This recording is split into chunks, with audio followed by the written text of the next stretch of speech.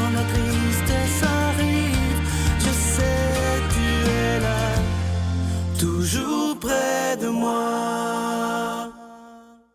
Quelle joie de vous retrouver en ce beau mardi matin. J'espère que vous avez bien dormi. Aujourd'hui, comme on le fait toutes les semaines, on rejoint quelqu'un qu'on apprécie beaucoup pour un vent de fraîcheur, Brigitte.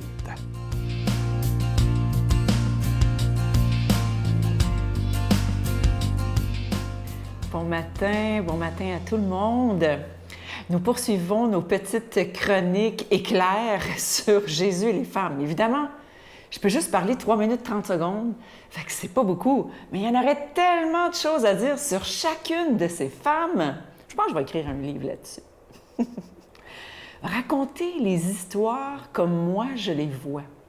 Bien sûr qu'il y a la Sainte Écriture, on plonge là-dedans, et puis on lit l'histoire, mais moi, ce que j'aime, c'est vraiment de relire. Une fois que j'ai lu l'histoire dans ma méditation, je relis l'histoire intérieurement, comme faisait saint Ignace de Loyola.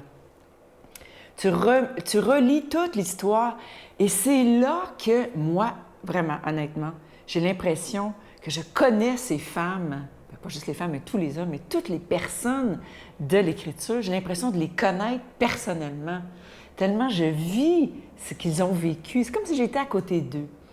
Et aujourd'hui, je vais vous parler de la veuve de la ville de Naïn. Je ne sais pas si je le prononce bien, là, mon israélien n'est pas très bon. Alors, je ne sais pas si je prononce bien, mais ce n'est pas important. Donc, la veuve de Naïn, en fait, c'est une femme qui vient de perdre son mari, elle est veuve, et là, son fils unique meurt. Non, mais je veux dire, y a-t-il quelque chose de pire que ça dans la vie? Tu viens de perdre l'homme de ta vie, puis après ça, tu perds ton fils unique, qui est aussi l'homme de ta vie, finalement. Puis, à cette époque-là, quand ton mari mourait, là, tu pouvais juste compter sur ton fils pour qu'il te fasse vivre. Fait que là, la madame est dans le trouble parce qu'elle n'a plus rien, plus personne. Elle est seule et elle risque d'être indigente toute sa vie. Ça donne que Jésus passe par là avec sa gang. Jésus, il voit ça, là, la mère qui se lamente. Qu'est-ce que vous pensez que ça y fait? Lui qui aime tellement sa maman, lui qui a tellement donné une place de choix à sa maman, toute sa vie, parce que Marie, la Vierge Marie, elle suit Jésus, là, est avec lui, là, dans toute cette gang de femmes-là, on va y revenir. Mais il voit cette femme dont le fils unique est mort. Une foule considérable de la ville accompagnait celle-ci. En la voyant, le Seigneur fut pris de pitié pour elle et il lui dit « Ne pleure plus ». Il s'avança et toucha le cercueil.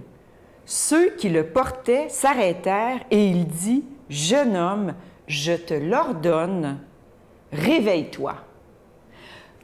Le gars, le mort, se lève, s'assoit et se met à parler. T'imagines-tu le monde autour qui devait crier comme des malades? J'aurais eu peur. Imaginez-vous comment ce miracle retentit parce que Jésus s'émeut devant cette maman en pleurs. Voilà Jésus. Voilà notre Dieu. Amen. Notre Père qui es aux cieux, que ton nom soit sanctifié, que ton règne vienne, que ta volonté soit faite sur la terre comme au ciel. Donne-nous aujourd'hui notre pain de ce jour. Pardonne-nous nos offenses comme nous pardonnons à ceux qui nous ont offensés. Ne nous laisse pas entrer en tentation, mais délivre-nous du mal, car c'est à toi qu'appartient le règne, la puissance et la gloire pour les siècles des siècles. Amen. Dans le cadre des festivités du 25e anniversaire de la Victoire de l'Amour, nous vous invitons à un pèlerinage inoubliable en France, en compagnie du Père Michel-Marie, Brigitte Bédard, Miguel Padilla et la participation occasionnelle de Sylvain Charon. Nous visiterons Lourdes, Saint-Malo, Mont-Saint-Michel, Lisieux et Paris. Nous assisterons au spectacle musical Bernadette de Lourdes qui attire les foules du monde entier. Célébration eucharistique avec le Père Michel-Marie, du 14 au 25 septembre 2020.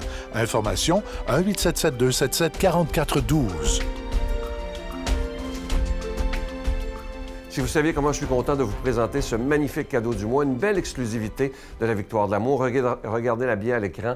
Il s'agit de la magnifique croix en pendentif. Elle est argentée, ornée d'une larme de cristal, déjà bénite, et la chaîne, à votre demande, elle est incluse pour cette fois-ci. C'est un cadeau exceptionnel et vous pouvez en recevoir un avec un don de 25 $. Et si vous en voulez deux, c'est avec un don de 40 $. Et quand je vous dis la larme de cristal, vous la voyez à l'écran, évidemment, ça représente un peu pour moi, en tout cas pour moi, cette larme de Jésus qui pleure sur notre monde. Vous savez qu'on en parle de moins en moins, on le tasse de partout et pourtant, on a besoin de lui pour être heureux. Alors, merci de tout cœur de votre grande générosité.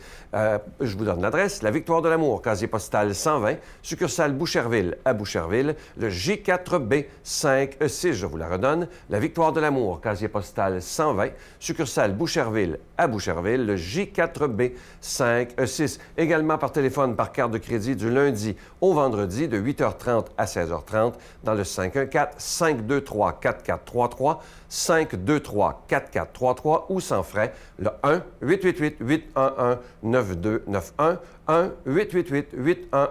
1-888-811-9291 et aussi sur notre site Internet. Vous savez que c'est une façon très rapide et sécuritaire de faire votre don. C'est le www.lavictoiredelamour.org. Alors, je vous rappelle ce magnifique cadeau du mois. Il s'agit de la magnifique croix en pendentif argenté, ornée d'une larme de cristal, et c'est déjà béni. Et la chaîne, à votre demande, pour cette fois-ci, est déjà incluse. Merci de tout mon cœur.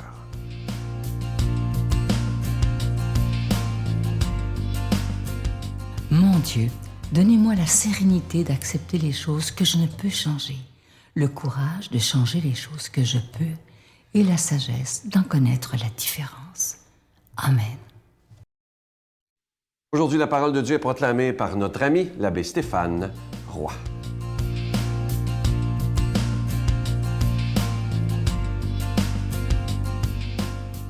Bonjour à toi aujourd'hui, bon mardi matin. Évangile de Jésus-Christ selon saint Luc. Jésus se rendit dans une ville appelée Naïm. Ses disciples faisaient route avec lui, ainsi qu'une grande foule. Il arriva près de la porte de la ville au moment où l'on emportait un mort pour l'enterrer. C'était un fils unique et sa mère était veuve. Une foule importante de la ville accompagnait cette femme.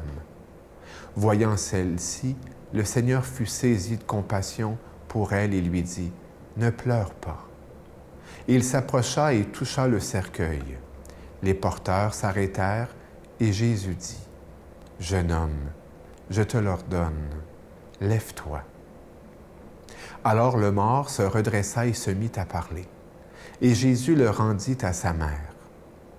La crainte s'empara de tous, et ils rendaient gloire à Dieu en disant, « Un grand prophète s'est levé parmi nous, et Dieu a visité son peuple. » Et cette parole sur Jésus se répandit dans la Judée entière et dans toute la région. Jésus se penche sur nos morts. Jésus se penche sur toutes nos souffrances. Et j'aime à penser que dans sa préscience, Jésus savait ce qu'il allait faire en allant dans cette ville de Naïm, qu'il allait croiser la souffrance. Honnêtement, peu importe où on sait qu'on va rencontrer du monde et que derrière des visages, il y a toujours une souffrance. C'est un grand spirituel russe qui dit « car chacun a sa souffrance, chacun a sa croix ». Et je suis particulièrement touché par cette souffrance de la veuve, cette souffrance de cette maman qui vient de perdre son garçon. Elle me fait penser à ma mère. Elle me fait penser à Christiane, qui a perdu son fils il y a 1 an. Elle me fait penser à tellement de mamans, de femmes, de papas, d'hommes, qui souffrent de la perte de quelqu'un. Et franchement, sommes-nous là? Vous savez que j'ai été affligé, moi, par le décès de mon frère il y a 3 ans. le suicide de mon frère. Et une des choses qui m'a fait le plus souffrir, c'est les gens qui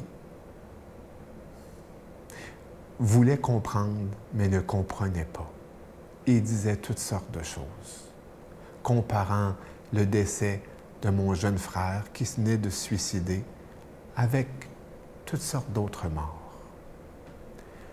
Je peux comprendre avec le recul qu'ils n'étaient pas capables, ils n'avaient pas l'expérience. D'ailleurs, entre parenthèses, le deuil d'un suicide, c'est un tsunami dans une vie. Et franchement, on ne rentre pas avec nos gros sabots dans une ville qui vient d'être touchée comme ça. Mais aussi, parfois, il suffit d'être présent. Il suffit d'être bon. Il suffit de dire à l'autre, « Dis-moi ta peine ». Mais c'est vrai qu'on aime souvent plus parler devant la souffrance d'un autre que d'écouter la souffrance de l'autre.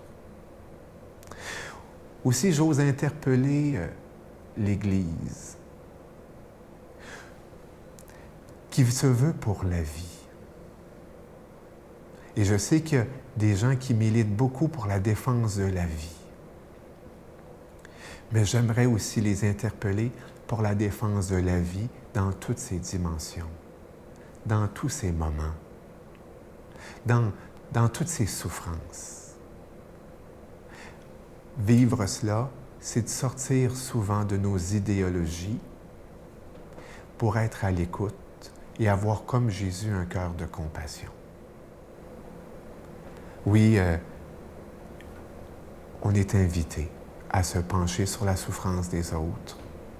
Et franchement, si j'ai le cœur que j'ai aujourd'hui, c'est peut-être aussi à cause de toute cette souffrance que la vie m'a apportée, que la vie a permis que je vive et qui m'ont élargi le cœur à la dimension de la croix, de haut en bas et de gauche à droite.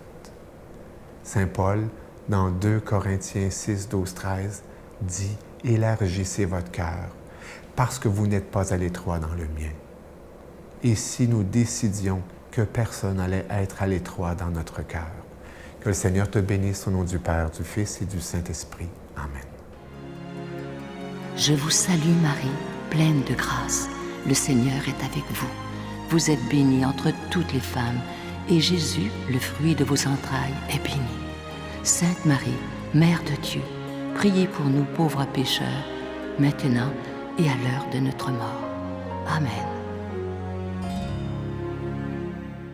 Pour ceux qui veulent venir avec nous au prochain pèlerinage qui aura lieu en septembre 2020, là, vous vous dites c'est loin, c'est dans un an, mais si je vous dis qu'il y a déjà beaucoup de gens qui ont réservé, ce pèlerinage, il est populaire, j'en reviens pas, c'est vrai qu'il est beau par contre. Et surtout que c'est dans le cadre des festivités du 25e anniversaire de la Victoire de l'Amour. Alors, si vous voulez venir, c'est du 14 au 25 septembre 2020. Nous irons à Lourdes, entre autres, où on passera déjà 3 jours, Saint-Malo, le Mont-Saint-Michel, Lisieux, Paris. Et à Lourdes, on aura le privilège d'aller voir le magnifique spectacle Bernadette de Lourdes. C'est un spectacle musical qui attire les foules du monde entier. C'est déjà inclus dans le prix. Tout est inclus. Et évidemment, ceux qui nous accompagnent, le bon père Michel-Marie, Brigitte, Miguel, je serai là également. Il faut réserver rapidement avec Expression Voyage et n'oubliez pas de nous suivre sur Facebook et Instagram. Bye. Je dis que c'est la première intimidation que j'ai rencontrée, j'avais 8 ans, mais c'est parce que mon grand-père, il nous battait. Puis souvent, la famille m'amenait chez le grand-père parce qu'il ne restait pas avec ma grand-mère. Fait que c'était comme un genre de petit clan parce que lui, il couchait avec ses filles, puis pour une question d'argent, puis parce qu'on sortait beaucoup sur la drogue, puis beaucoup d'alcool à la maison. Puis mais ça, à l'âge de 8 ans, je me faisais battre. Puis une journée, je m'ai fait abuser par mon grand-père.